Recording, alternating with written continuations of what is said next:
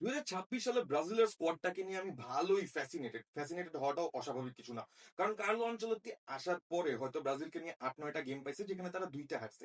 কিন্তু পয়েন্ট এটাও না। পয়েন্ট এইটা যে ব্রাজিলের যেসব প্রবলেম গুলা ছিল সে সেইগুলাকে অ্যাড্রেস করা স্টার্ট করছে। যেমন এটাকে কম্বিনেশন হইতেছে না, প্লেয়াররা অনেক ইন্ডিভিজুয়ালিস্টিক, স্ট্রাইকিং পজিশনে প্রপার প্লেয়ার নাই, এক্সেট্রা এক্সেট্রা।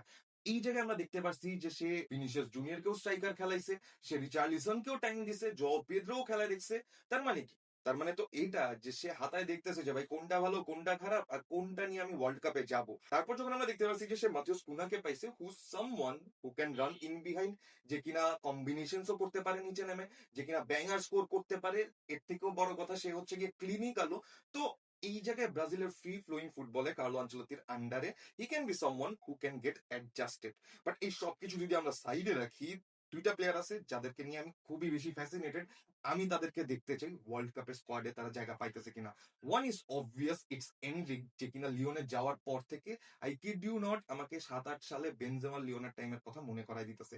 যদিও সেটা আমি লাইভ দেখি নাই, বাট যে ভাইবটা আসতেছে সেটা 100-100। যেখানে সে ট্রিভেলা অ্যাসিস্ট দিতেছে, যেখানে সে হ্যাট্রিক স্কোর করতেছে, নিচে নেমে ড্রিবল করতেছে, একটা কম্বিনেশনের মধ্যে আছে যেখানে তার ফ্রি ফ্লোয়িং ফুটবলটা এইখানে লিওনে দেখা যাইতেছে। তো বাকি হাফ অফ দ্য সিজনে সে কতটুকু ভালো খেলে দ্যাট ইজ ইম্পর্টেন্ট, কারণ হি হ্যাজ বিন সামওয়ান যে কিনা তার ওই স্ট্রং হোল্ডটা পুট অন করতে পারে, physically strong, can dribble pass and very clinical as well. But other than him, who is the other guy? It's Igor Thiago. ভাই ব্রেনফোর্ডে ইগোর Thiago যেই খেলাটা দিতেছে আমরা সেটা অ্যাকচুয়ালি নোটিস করতেছি না।